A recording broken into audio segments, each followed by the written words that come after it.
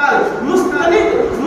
باللہ جو اس وقت خلیفہ تھا، اس کا نام ہے، تو انہوں نے سوچا کہ حضور غوث پاک کی بارگاہ میں جایا جائے۔ اللہ اکبر۔ تو اپنے خلیفہ کو لیتا ہے، اپنے وزیر کو لیتا ہے، اور درہم و دینار کی 20 تھیلی کو لیتا ہے، اور 20 تھیلی کو لے کر کے اپنے خادموں کے ساتھ حضور غوث پاک کی بارگاہ میں پہنچتا ہے، اور پہنچنے کے بعد دعا سے کرتا ہے، حضور آپ سے ملاقات کرنے کا بہت دل چاہ رہا تھا، بہت تمنا تھی، بہت خواہش تھی، اسی لیے میں آپ سے دیدار کرنے کے لیے، آپ کی زیارت کرنے کے لیے آیا ہوں حضور، اور ساتھ میں آپ کی بارگاہ میں تحفے کے طور پر یہ چند تھیلیاں درہم و دینار کی ہے، آپ کو تحفے میں پیش کرنا چاہتا ہوں۔ اللہ اکبر۔ سب سے پہلے تو دیکھیے اللہ کا جو ولی ہوتا ہے، اللہ کا جو نیک بندہ ہوتا ہے، اس کی نظر پیسوں پہ نہ رہتی ہے، اس کی نظر روپے پہ نہ رہتی ہے، اس کی نظر مال پہ نہیں جاتی ہے۔ کسی نے حضور کو سے بات نے سب سے پہلے انکار فرما دیا، انکار کی